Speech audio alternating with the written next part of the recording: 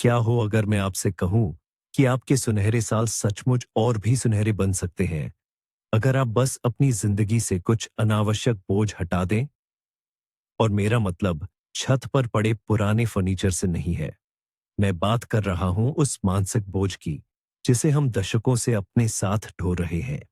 आज हम इस बात पर चर्चा नहीं करेंगे कि बुढ़ापे में खुश रहने के लिए जीवन में क्या जोड़ा जाए, बल्कि हम इस बात पर ध्यान देंगे कि अब बेरहमी से क्या हटा देना चाहिए ताकि शांति और आनंद के लिए जगह बन सके। और इसमें हमारी मदद करेगी प्राचीन स्टोइक विद्वानों की बुद्धिमत्ता। हमारे साथ बने रहिए और आप जानेंगे कि कैसे 10 साधारण ना आपको हजार हाँ से भी ज्यादा शांति और संतुलन दे सकते हैं। सबसे पहले आइए एक बात स्पष्ट कर दें। स्टोइक दर्शन का मतलब पत्थर का चेहरा बनाए रखना या अपनी भावनाओं को दबाना बिल्कुल नहीं है, बल्कि यह इसके ठीक विपरीत है। यह एक प्राचीन दर्शन है जो हमें जीवन के तूफानों के बीच भी आंतरिक शक्ति और शांति खोजना सिखाता है। सेनेका या मार्कस ऑरेलियस जैसे स्टोइक विद्वानों का मानना था कि खुशी की कुंजी उन चीजों पर ध्यान केंद्रित करना है जिन्हें हम नियंत्रित कर सकते हैं, जैसे हमारे विचार और प्रतिक्रियाएं, और उन चीजों को स्वीकार करना है जो हमारे नियंत्रण से बाहर है। यही सिद्धांत उनके इस ज्ञान को परिपक्व उम्र के लिए एक आदर्श मार्गदर्शक बनाता है। तो चलिए शुरू करते हैं हमारी यह बड़ी मानसिक सफाई का अभियान। और पहला कचरा जिसे हम बिना किसी दया के इतिहास के कूड़ेदान में फेंक देंगे वह है अतीत का पछतावा। आप इस एहसास को जानते हैं, है ना? यह मन की अंतहीन उलझन, वह अंदरूनी बहस जो कभी खत्म नहीं होती। काश मैंने तब कुछ अलग किया होता, काश मैंने कोई और नौकरी चुनी होती, काश मैंने वह बातें कही होती। ये ऐसा है जैसे आप अपने पीछे पत्थरों से भरा एक भारी थैला घसीट रहे हो। हर पत्थर एक गलती है, एक छूटा हुआ मौका है, एक गलत फैसला है। ये थैला सिर्फ भारी नहीं है, ये आपको आगे बढ़ने से रोकता है। ये आपकी आज की खुशियों को चुरा लेता है। प्राचीन स्टोइक दार्शनिक इसे देखकर शायद बुद्धिमान हैरानी दिखाते। वे कहते, जो तुम बदल नहीं सकते उस पर अपनी कीमती ऊर्जा क्यों बर्बाद करते हो? अतीत ही एकमात्र ऐसी चीज है जो हमारे नियंत्रण से पूरी तरह बाहर है। उसे अपने दिमाग में बार बार दोहराने की कोशिश करना बीते हुए कल की बारिश पर चिल्लाने जैसा है, बेकार और थकाने वाला। इसलिए क्या होता अगर ऐसा होता की बजाय खुद से एक अलग सवाल पूछे, इस अनुभव के साथ मैं अब क्या कर सकता हूं? अपने पछतावों को सबक में बदले। हर गलती उस बुद्धिमत्ता की कीमत थी जो आज आपके पास है। अतीत के लिए दरवाजा बंद कर दें। वह सिर्फ एक भूत है और उसकी आप पर तब तक कोई शक्ति नहीं जब तक आप खुद उसे यह शक्ति न दें। हमने अतीत के बोझ को तो पीछे छोड़ दिया है, लेकिन इस बोझ का एक चतुर जुड़वा भाई भी है जो हमें ठीक दूसरी दिशा में खींचता है, और वह है भविष्य की चिंता। यह क्या होगा अगर नाम का अंतहीन मानसिक नाटक। क्या होगा अगर मैं बीमार पड़ जाऊं? क्या होगा अगर पैसे कम पड़ जाए? क्या होगा अगर बच्चों को कोई दिक्कत हो जाए? ऐसा हर विचार एक छोटी कील की तरह है जिसे आप खुद अपने आज की शांति में ठोकते हैं। आप अपने मन में सैकड़ों ऐसी त्रासदियां जीते हैं जो असल में शायद कभी घटित ही न हो। स्टोइक दार्शनिक इसे स्वेच्छा से चुने गए पागलपन के प्रमुख रूपों में से एक मानते थे। उस चीज के लिए आज ही क्यों दुखी होना जो शायद कभी घटित ही न हो। जैसा कि सेनेका ने कहा था, हम अक्सर अपनी कल्पना में असलियत से ज्यादा कष्ट सहते हैं। चिंता उन समस्याओं का ब्याज है जो अभी तक आपने ली भी नहीं है, लेकिन इसे लापरवाही या बेपरवाही से न जोड़े। स्टोइक दार्शनिक विनाशकारी चिंता और रचनात्मक योजना के बीच एक स्पष्ट सीमा रेखा खींचते थे। चिंता हमें पंगु बना देती है, जबकि योजना हमें शक्ति प्रदान करती है। अपने स्वास्थ्य के बारे में सोचकर खुद को सताने के बजाय एक नियमित स्वास्थ्य जांच करवाए। वित्तीय मामलों में घबराहट करने के बजाय एक साधारण बजट बनाए। जो कुछ आज आपके बस में है उसे करें ताकि आप कल के लिए तैयार हो सके, और बाकी सब उसे छोड़ दें। वह आपके नियंत्रण में नहीं है। अगला बड़ा बोझ जिससे अब छुटकारा पाने का वक्त आ गया है वो है दूसरों की स्वीकृति पाने की यह अंतहीन दौड़। पूरी जिंदगी हम में से कई लोग ऐसे जीते हैं, मानो किसी रंगमंच पर हों। हम अपने शब्द तोलते हैं, कपड़े ध्यान से चुनते हैं और हर काम यह सोचते हुए करते हैं, जैसे लगातार एक अदृश्य दर्शक दीर्घा की तरफ देख रहे हों। लोग क्या सोचेंगे? बाहर से ये कैसा दिखेगा? लाइक, तारीफ और स्वीकृति की यह लत हमारी जिंदगी को एक ऐसी जेल में बदल देती है जहां दूसरों के विचार ही हमारे जेलर बन जाते हैं। लेकिन उम्र के साथ आने वाला एक रहस्य यह है, आपको इस रंगमंच से उतर जाने का पूरा अधिकार है। स्टोइक दार्शनिकों ने सिखाया कि आपका मूल्य भीड़ की तालियों से नहीं, बल्कि आपके अपने सद्गुणों और कर्मों से तय होता है। आपके बारे में किसी और की राय उसका अपना विचार है, जो उसी का है। ये आपके नियंत्रण में नहीं है और इसलिए आपको इसकी परवाह नहीं करनी चाहिए। इस बारे में जरा सोचिए। आप इतना लंबा जी चुके हैं कि ये समझ सके कि हर किसी को खुश करना नामुमकिन है। हमेशा कोई न कोई ऐसा होगा जो आपसे नाखुश रहेगा। तो शायद अब वक्त आ गया है कि आप अपनी जिंदगी के सबसे अहम शख्स को खुश करना शुरू करें, यानी खुद को। परिपक्व उम्र यह विलासिता देती है कि आप प्रामाणिक, सच्चे, बिना किसी मुखौटे या दिखावे के रह सकें। यही तो सच्ची आजादी है। अब बात करते हैं उस जंग की जो हम में से कई लोग रोज लड़ते हैं। यह एक खामोश, थका देने वाली जंग है, आईने में अपनी ही तस्वीर से। हर नई झुर्री हमें हार लगती है, एक सफेद बाल विश्वासघात सा महसूस होता है और पीठ में अचानक उठा दर्द याद दिलाता है कि हमारा सबसे बड़ा साथी, हमारा शरीर, अब हमें कमजोर पड़ने लगा है। हम इस पर गुस्सा होते हैं, नाराजगी महसूस करते हैं। हम उस अटल सच्चाई से लड़ने की कोशिश करते हैं जिसे टाला नहीं जा सकता, यानी समय से। लेकिन यह एक ऐसी लड़ाई है जिसे हम कभी जीत नहीं सकते। स्टोइक दर्शन शास्त्र हमें सुझाव देते हैं कि हम हार न माने, बल्कि एक समझदारी भरी और सम्मानजनक सुलह कर लें। आपका शरीर आपका दुश्मन नहीं है, ये आपका वफादार साथी है। भले ही अब थोड़ा उम्र दराज हो गया हो, इसने आपको दशकों की खुशियों और मुश्किलों से गुजारा है। ये आपको काम पर ले गया, आपके बच्चों को अपनी बाहों में झुलाया, आपको सूरज उगते हुए देखने और अपनों को गले लगाने का मौका दिया। इसकी कमियों पर ध्यान देने के बजाय कृतज्ञता पर अपना ध्यान केंद्रित करने की कोशिश करें। अपने पैरों का शुक्रिया अदा करें जिन्होंने हजारों किलोमीटर का सफर तय किया है।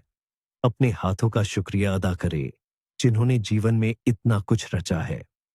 आपका शरीर आपके जीवन की एक जीती जागती गाथा है। इससे लड़ने के बजाय इसकी देखभाल ऐसे करें जैसे यह आपका सबसे प्यारा दोस्त हो। यही तो स्वीकृति है और यही सच्ची बुद्धिमत्ता है। हमारी छोड़ने वाली आदतों की सूची में अगला नंबर है दूसरों पर फैसले सुनाने की प्रवृत्ति का। कितनी आसानी से हम दूसरों की जिंदगी के जज बन जाते हैं, है ना? देखो उसने कैसे कपड़े पहने हैं, सुना उसके बेटे ने क्या किया, ये अपने बच्चों को ऐसे क्यों पालते हैं। दूसरों पर फैसले सुनाना और गपशप करना, ये हमारे दिमाग के लिए मानसिक फास्ट फूड की तरह है। ये हमें कुछ देर के लिए खुद को दूसरों से बेहतर समझने का एक झूठा एहसास दिलाते हैं, लेकिन असल में लंबे समय में ये सिर्फ हमारे अपने मन को झाड़ देते हैं। दूसरों की जिंदगी पर बात करने में बिताया गया हर मिनट आपकी अपनी जिंदगी से चुराया गया 1 मिनट है। मार्क ऑनरेलियस हमेशा खुद को याद दिलाते थे, अपनी बची हुई जिंदगी दूसरों के बारे में सोचने में मत लगाओ। दूसरों के मामलों में उलझकर तुम अपने खुद के कामों के लिए खाली समय गंवा देते हो। ये बहुत ही व्यावहारिक सलाह है। आपके पास समय और ऊर्जा दोनों ही सीमित हैं, तो उन्हें उन चीजों पर क्यों बर्बाद करना जिनका आपसे बिल्कुल कोई लेना देना नहीं है और जो आपके नियंत्रण से भी बाहर है। इधर उधर देखने और दूसरों पर फैसले सुनाने के बजाय अपने ध्यान की रोशनी को अंदर की ओर मोड़ो। अपनी जिंदगी को संवारो, अपनी कमियों पर काम करो, अपनी ताकतों को निखारो और अपने शौकों का मजा लो। जब आप सच में अपने खुद के बाग को बनाने में व्यस्त होते हैं, तो आपके पास पड़ोसी के बाड़ के पार झांकने और उसके लॉन में उगने वाले खरपतवारों को गिनने का समय ही नहीं बचता। आज बात करते हैं उन चीजों की, उस भौतिक दुनिया की जो हमें घेरे हुए है, और बात करते हैं चीजों से चिपके रहने की हमारी आदत की। सालों से हम में से कई लोग अपने घरों को बीते हुए कल का संग्रहालय बना देते हैं। अलमारियां उन कपड़ों से ठसाठस भरी है जिन्हें हमने दसियों सालों से हाथ भी नहीं लगाया।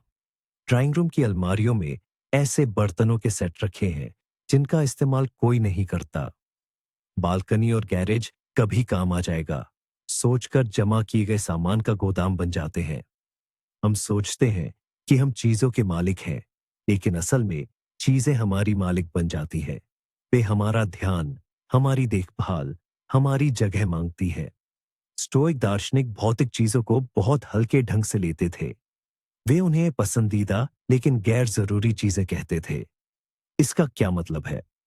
इसका मतलब है कि अगर वे है तो अच्छा है, लेकिन अगर नहीं है तो कोई बड़ी बात नहीं। आपकी खुशी और मन की शांति अलमारी में रखी कुछ मूर्तियों या शोपीस की संख्या पर निर्भर नहीं होनी चाहिए। अपनी चीजों को एक नए नजरिए से देखने की कोशिश कीजिए। खुद से पूछिए, क्या यह चीज मेरी जरूरत पूरी कर रही है या मैं इसकी गुलामी कर रहा हूं? फालतू चीजों को छोड़कर आप केवल अलमारी में ही जगह खाली नहीं करते, आप अपने दिमाग में भी जगह बनाते हैं। जीवन को सरल बनाने से मन में स्पष्टता आती है। सिर्फ वही रखिए जो वास्तव में उपयोगी है, सुंदर है, या फिर याद के तौर पर आपको बहुत प्रिय है। बाकी सब सिर्फ धूल है जो आपको खुली हवा में सांस लेने से रोकती है। कई लोगों के लिए हमारी सूची का 7वां बिंदु शायद सबसे कठिन चुनौती हो। अब समय आ गया है कि अपने बड़े हो चुके बच्चों पर पूरी तरह से नियंत्रण करना छोड़ दिया जाए। यह जीवन के सबसे मुश्किल और दर्दनाक बदलावों में से एक है। दशकों तक आप उनके जीवन रूपी जहाज के कप्तान रहे हैं। आपने उनका मार्ग प्रशस्त किया, उनकी कमियों को सुधारा और उन्हें हर तूफान से बचाया। लेकिन अब वे खुद पतवार संभाल रहे हैं, और कभी-कभी आपको लगता है कि वे जहाज को सीधे चट्टानों की ओर ले जा रहे हैं। उनमें दखल देने की सलाह देने की, उन्हें गलतियां करने से रोकने की इच्छा स्वाभाविक है, लेकिन अक्सर यही इच्छा दम घोटने वाली बन जाती है। स्टोइक दर्शन के अनुयायी कहेंगे कि आपके बच्चों का जीवन ऐसी चीज नहीं है जिस पर आपका पूरा नियंत्रण हो सकता है। उनके निर्णय, उनकी गलतियां, उनकी सफलताएं, यह सब उनका अपना सफर है। आपकी भूमिका अब बदल चुकी है। आप अब उनके जहाज के कप्तान नहीं हैं, बल्कि एक समझदार दैंग स्तंभ के संरक्षक हैं। आप उन्हें राह दिखा सकते हैं, खतरों से आगाह कर सकते हैं, सुरक्षित बंदरगाह की ओर इशारा कर सकते हैं, लेकिन आप उनके जहाज को अपना रास्ता बदलने के लिए मजबूर नहीं कर सकते। अत्यधिक सुरक्षा, बिन मांगी सलाहें और लगातार चिंता करना, यह प्यार नहीं, बल्कि आपकी अपनी ही बेचैनी और असुरक्षा की निशानी है। इस उम्र में सच्चा प्यार सिर्फ विश्वास है। यह विश्वास कि आपने उन्हें इतनी समझ और ज्ञान दिया है कि वे अपने जीवन की चुनौतियों का सामना खुद कर सकें। पतवार छोड़ दीजिए। यकीन मानिए, दूर देंग इस स्तंभ से नजारा भी उतना ही रोमांचक और संतोषजनक हो सकता है। अब बात करते हैं उस सबसे बड़े और गहरे डर की, जो हम में से कई लोगों के मन की गहराइयों में छिपा है। यह डर है उस चीज का जिससे बचा नहीं जा सकता। हम मृत्यु के बारे में बात करने से कतराते हैं। हम ये मान लेते हैं कि यह किसी और के साथ होगा, हमारे साथ नहीं। हम इससे ऐसे डरते हैं जैसे यह कोई ऐसी अंतिम सीमा हो जो इससे पहले सब कुछ अर्थहीन कर देती है। यह डर हमारे वर्तमान को विषाक्त कर देता है और हमें एक शांत घबराहट में तेजी से फिसलते समय से चिपके रहने पर मजबूर करता है। लेकिन स्टोइक दार्शनिक इसे बिल्कुल अलग नजरिए से देखते थे। उनके लिए मृत्यु कोई दुश्मन नहीं, बल्कि सबसे बड़ी शिक्षिका थी। वे मेमेंटो मोरी का अभ्यास करते थे, यानी मृत्यु को याद रखो। यह निराशा में डूबने के लिए नहीं था, बल्कि ठीक इसके विपरीत जीवन को सही मायनों में जीना शुरू करने के लिए था। यह सोचना कि आपका समय सीमित है, जीवन को कल पर न टालने का सबसे शक्तिशाली प्रोत्साहन है। यह दिन, यह बातचीत, यह कॉफी का कप, यह सूरज की किरण, ये सब अनोखे हैं और फिर कभी नहीं आएंगे। जब आप मृत्यु को याद रखते हैं, तो आप अपना समय छोटी-मोटी बातों पर बर्बाद करना बंद कर देते हैं, जैसे शिकायतें, अनावश्यक भागदौड़ या चिंताएं। आप उन चीजों को महत्व देना शुरू कर देते हैं जो सचमुच मायने रखती हैं। मृत्यु कोई अंतिम बिंदु नहीं है, बल्कि यह एक ऐसा फ्रेम है जो जीवन की तस्वीर को पूर्णता और वास्तविक मूल्य प्रदान करता है। इसकी अनिवार्यता को स्वीकार करके आप डरना छोड़ देते हैं और वास्तव में जीना शुरू कर देते हैं। यही इसी पल में पूरी ऊर्जा और जुनून के साथ हमारे जीवन के गुब्बारे से जिस नौवें बोझ को हमें उतारना है, वो है हमारी कठोर अपेक्षाएं।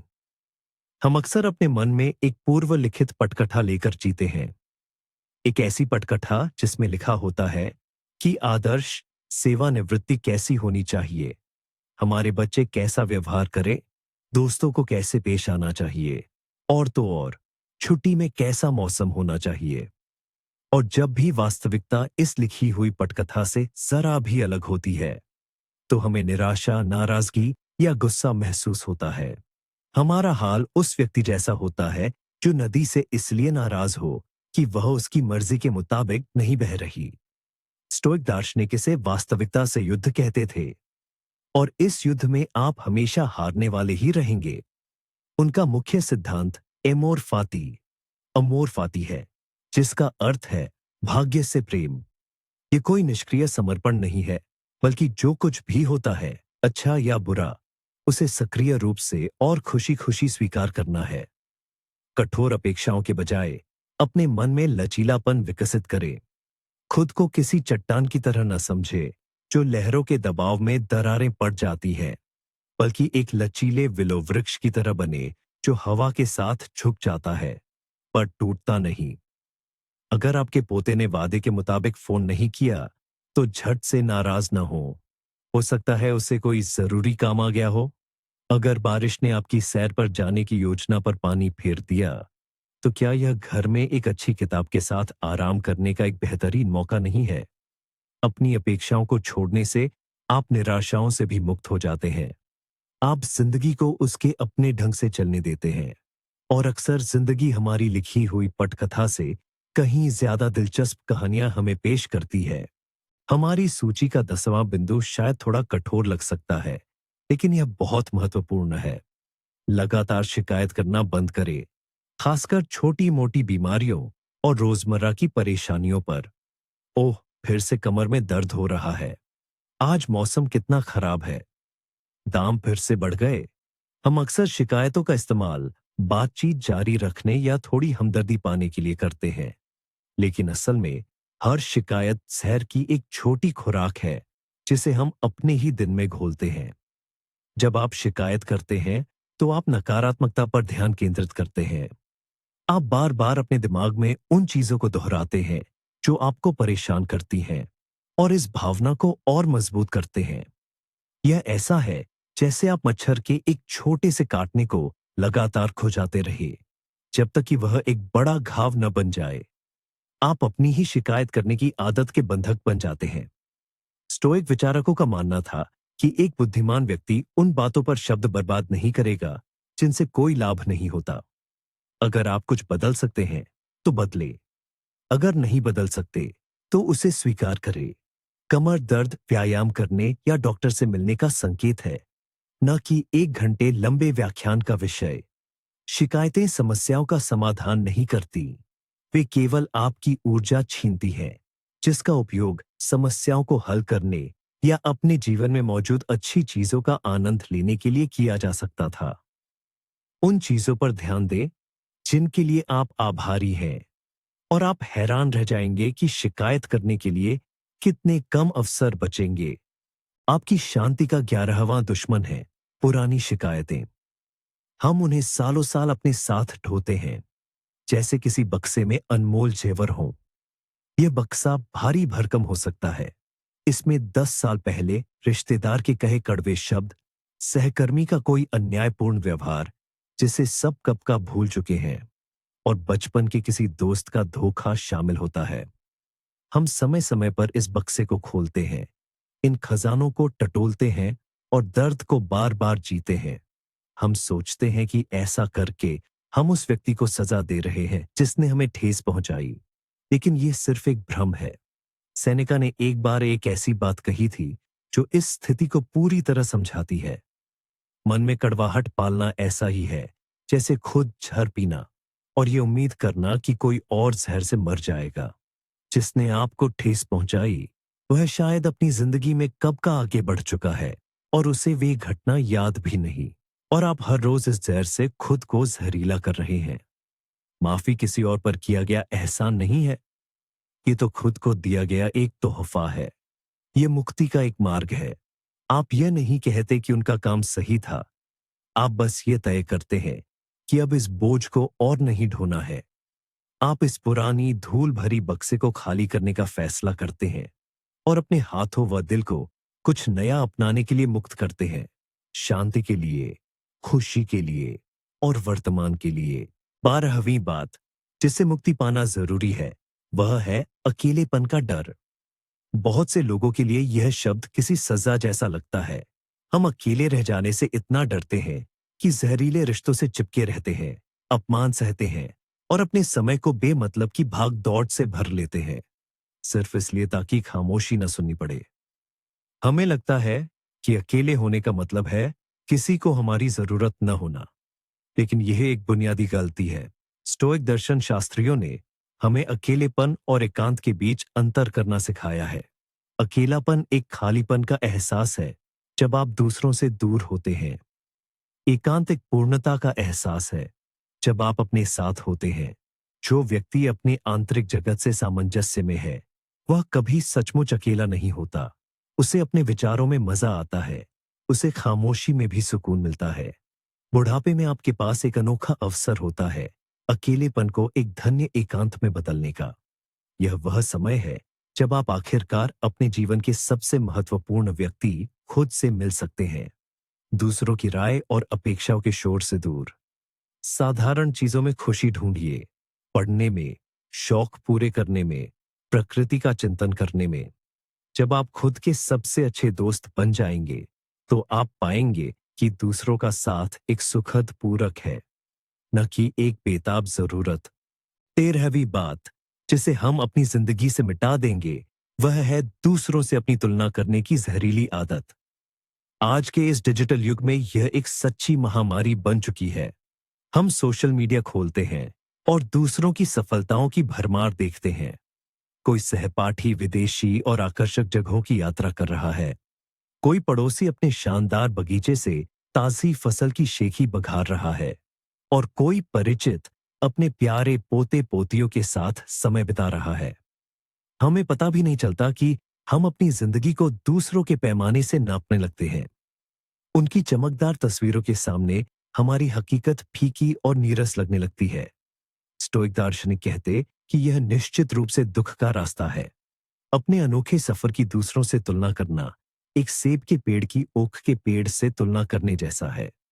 दोनों पेड़ अपनी अपनी जगह पर मूल्यवान और सुंदर हैं। वे अलग अलग गति से बढ़ते हैं, उनके फल अलग होते हैं और उनका उद्देश्य भी अलग होता है। आपकी जिंदगी कोई प्रतियोगिता नहीं है। आपके पास अपनी खुशियां, अपनी चुनौतियां, अपने सबक और अपनी उपलब्धियां हैं। इधर उधर देखने की बजाय अपने कल के आप को देखें। क्या आप आज थोड़े और समझदार हुए हैं? क्या आपने कुछ नया सीखा है? क्या आपने अपने पास मौजूद चीजों के लिए शुक्रिया अदा किया है? एकमात्र व्यक्ति जिससे आपको अपनी तुलना करनी चाहिए वह आप ही है जो अतीत में थे। अपनी प्रगति पर ध्यान केंद्रित करें और आपके पास ईर्ष्या के लिए समय ही नहीं बचेगा। अपनी प्रतिक्रियाओं के भंडार से जिस 14वीं चीज को निकालने का समय आ गया है वह है स्वचालित और अनियंत्रित गुस्सा। किसी ने सड़क पर आपकी गाड़ी को कट मार दिया, दुकान में दुकानदार ने बदतमीजी की या टीवी पर खबरें देखकर आपको आक्रोश भर गया और बस एक पल में आप भड़क उठे। दिल जोर जोर से धड़कने लगता है, चेहरा लाल हो जाता है और आप जैसे अभी गरजने को तैयार हैं। हमें लगता है कि गुस्सा अन्याय के प्रति एक स्वाभाविक और यहां तक कि न्याय संगत प्रतिक्रिया है, लेकिन स्टोइक दार्शनिक इस बात से पूरी तरह असहमत थे। सेनेका ने क्रोध को क्षणिक पागलपन कहा था। इस अवस्था में हम तर्क संगत रूप से सोच नहीं पाते। हम ऐसी बातें कह देते हैं जिनका हमें बाद में पछतावा होता है। हम ऐसे काम कर बैठते हैं जो रिश्तों को बर्बाद कर देते हैं। गुस्सा समस्या को सुलझाता नहीं, बल्कि उसे और बिगाड़ देता है। साथ ही उसमें आपके अपने दुख को भी जोड़ देता है। गुस्से को नियंत्रित करने की कुंजी है एक ठहराव। स्टोइक दार्शनिक सलाह देते थे कि किसी भी बात पर प्रतिक्रिया देने से पहले एक छोटा सा विराम लें, 10 तक गिने, गहरी सांस लें, खुद से पूछें, क्या वाकई यह घटना मेरी मन की शांति भंग करने लायक है? ज्यादातर मामलों में आपका जवाब नहीं होगा। यह छोटा सा ठहराव आपका कवच है। ये आपके दिमाग को भावनाओं पर हावी होने का समय देता है। आप गुस्से को दबा नहीं रहे हैं, बल्कि आप बस ये तय कर रहे हैं कि उसे खुद पर राज न करने दें। ये कमजोरी नहीं, बल्कि एक अपार आंतरिक शक्ति का प्रतीक है। 15वां बोझ जिसे हम उतार फेंकेंगे, वह है व्यर्थ की भागदौड़। यह वह आदत है जिसमें हम हर पल को कामों से भर देते हैं, सिर्फ यह दिखाने के लिए कि हम व्यस्त हैं। हम में से कई लोगों को लगता है कि उत्पादकता खुशी का पर्याय है। अगर हमारा दैनिक कार्यक्रम मिनट दर मिनट तय नहीं होता, तो हम खुद को आलसी और बेकार महसूस करते हैं। हम एक काम से दूसरे काम की ओर भागते हैं, लगातार फोन चेक करते हैं, खबरें देखते हैं, बस इसलिए कि हमें खामोशी में खुद के साथ अकेला न रहना पड़े। हमें ठहराव से डर लगता है, जैसे उसमें कोई भयानक खालीपन छुपा हो। वहीं स्टोइक दार्शनिक फुर्सत के पल्लों को महत्व देते थे। इसे वे आलस्य नहीं, बल्कि स्कोलाई मानते थे। यह चिंतन, आत्मज्ञान और शांत मन से अवलोकन का समय था। वे समझते थे कि खामोशी और शांति के क्षणों में ही हमें सबसे महत्वपूर्ण विचार और अंतर्दृष्टि प्राप्त होती है। यह निरंतर की भागदौड़ बस एक शोर है जो आपकी अपनी आत्मा की आवाज को दबा देता है। अपने अनियोजित समय को व्यर्थ मानना छोड़ दें। खुद को इजाजत दें कि आप बस पार्क में बेंच पर बैठे और लोगों को देखें। खुद को इजाजत दें कि आप बिना टीवी से विचलित हुए चाय पिए। खुद को इजाजत दें कि आप बस रहे, कुछ भी न करते हुए। आप हैरान रह जाएंगे कि कुछ न करने के ये पल कितने भरे हुए हो सकते हैं। ये आलस्य नहीं है, ये खुद को रिचार्ज करना है। ये वह विलासिता है जिसके आप हकदार हैं। स्वतंत्रता की ओर 16वां कदम है अपनी पुरानी पेशेवर पहचान से मुक्ति पाना। हम में से कई लोगों के लिए काम सिर्फ पैसा कमाने का जरिया नहीं था, ये हमारी पहचान का एक बहुत बड़ा हिस्सा थी। मैं डॉक्टर हूं, मैं इंजीनियर हूं, मैं टीचर हूं। ये भूमिकाएं हमें रुतबा, एक उद्देश्य और महत्व का एहसास दिलाती थीं। और जब रिटायरमेंट का समय आता है, तो काम छोड़ना ऐसा लगता है जैसे हमने अपना एक हिस्सा खो दिया हो। सवाल उठता है, अब मैं कौन हूं? ये खालीपन डरावना हो सकता है, लेकिन स्टोइक हमें याद दिलाते हैं कि हमारा असली अस्तित्व किसी भी सामाजिक भूमिका से कहीं ज्यादा गहरा और व्यापक है। आपकी पदवी तो बस एक टोपी थी जो आपने पहनी हुई थी, लेकिन उसके नीचे हमेशा आप ही थे। एक व्यक्ति अपने मूल्यों, रुचियों, ज्ञान और अनुभव के साथ रिटायरमेंट को अंत के रूप में नहीं, बल्कि एक अवसर के रूप में देखे। यह मौका है उन दूसरी टोपियों को आजमाने का जिन्हें आप दशकों से टालते आ रहे थे। एक माली की टोपी, एक कलाकार की, एक स्वयंसेवक की, एक यात्री की, या एक प्यारे दादा दादी की, जिन्हें कहीं जाने की जल्दी नहीं है। आपकी कीमत आपके आखिरी कामकाजी दिन के साथ कम नहीं हुई है, बल्कि अब आपके पास अपनी शख्सियत के उन पहलुओं को उजागर करने की आजादी है जिनके लिए पहले कभी समय नहीं मिल पाया था। आप अपनी पिछली नौकरी नहीं है, आप एक पूरा ब्रह्मांड है जिसे अभी खोजा जाना बाकी है। हमारी सूची में उन चीजों में से जिन्हें हमें छोड़ना है, 17वां बिंदु है नकारात्मक खबरों का अत्यधिक और अंधाधुंध सेवन। आज की दुनिया हमें हर पल सूचनाओं की बाढ़ से घेरे रहती है। टेलीविजन खोलते ही या इंटरनेट पर आते ही हम दुनिया भर की आपदाओं, झगड़ों, संकटों और दुखद घटनाओं के अथाह सागर में डूब जाते हैं।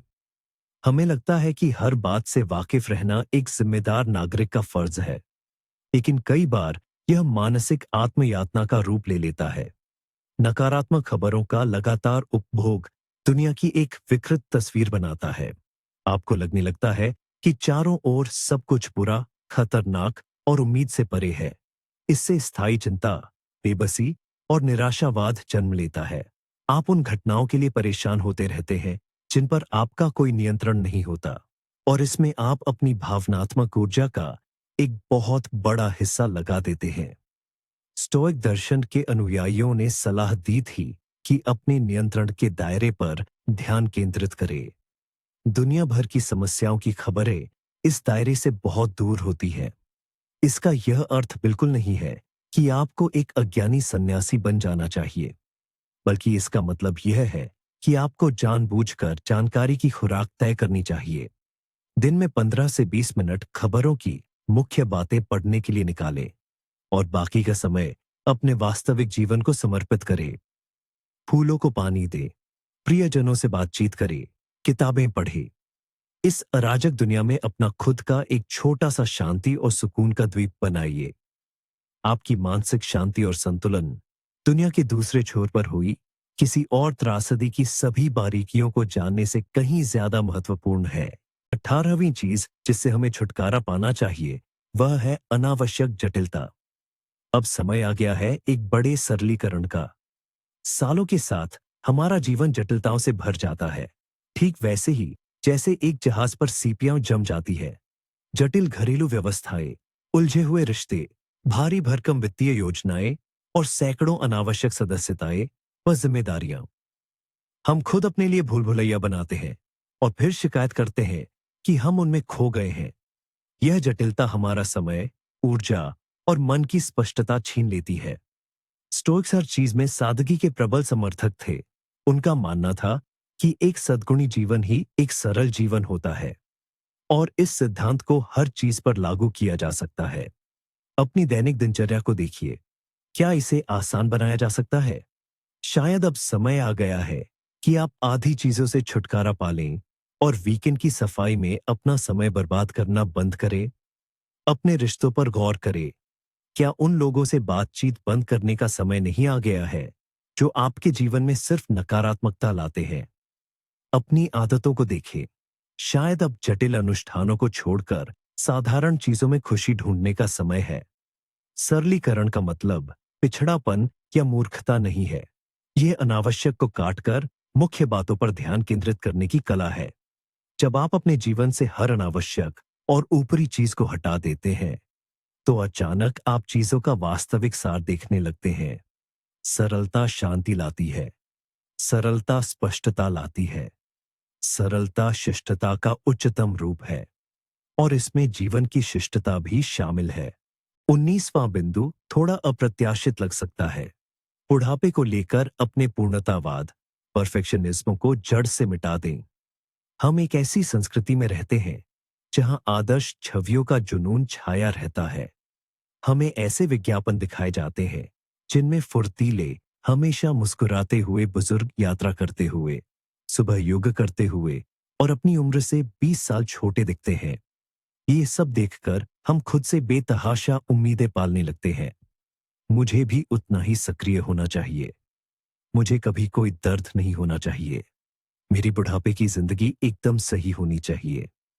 ये पूर्णतावाद आपको सीधे निराशा और अपराध बोध की ओर ले जाएगा, क्योंकि असलियत किसी विज्ञापन से कहीं ज्यादा जटिल और बहुआयामी होती है।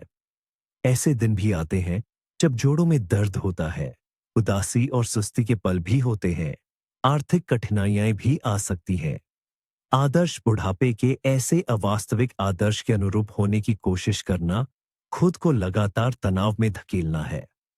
स्टोइक दार्शनिकों ने हमें सिखाया कि वास्तविकता को उसकी सभी कमियों के साथ वैसे ही स्वीकार करें जैसी वह है।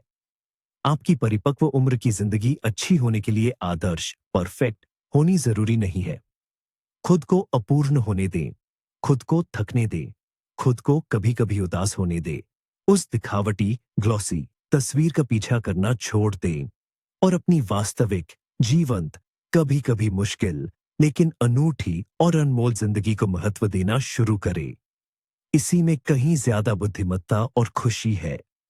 और अंत में 20वीं और सबसे महत्वपूर्ण बात, सबसे कपटी और विनाशकारी चीज जिससे आपको हमेशा के लिए छुटकारा पाना चाहिए, खुद पर तरस खाना बंद करें।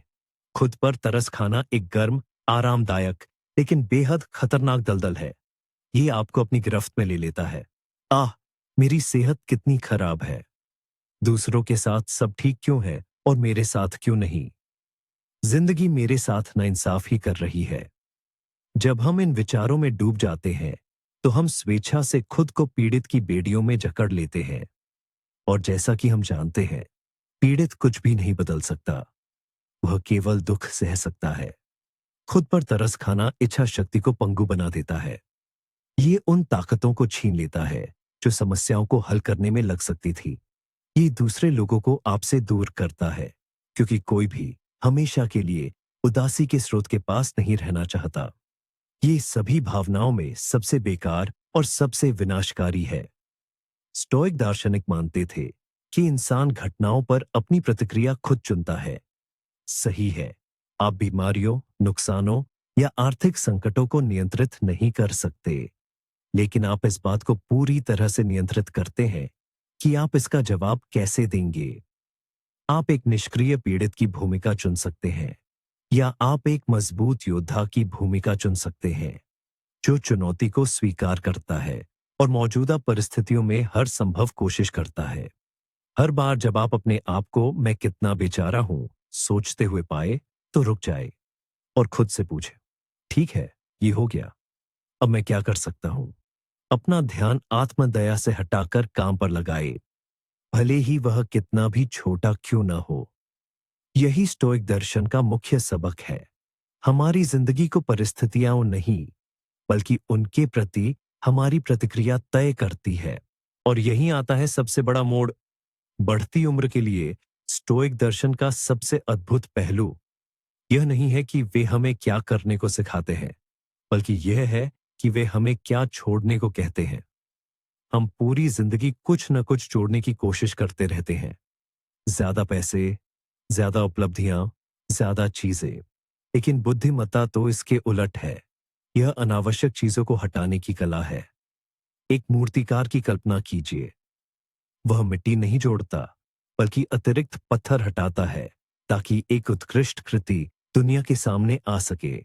बिल्कुल वैसे ही यहां भी पछतावे, डर, शिकायतें और भागदौड़ को हटाकर आप खाली नहीं होते। आप आखिरकार अपने सच्चे स्व को प्रकट होने देते हैं, जो शांत, बुद्धिमान और स्वतंत्र है।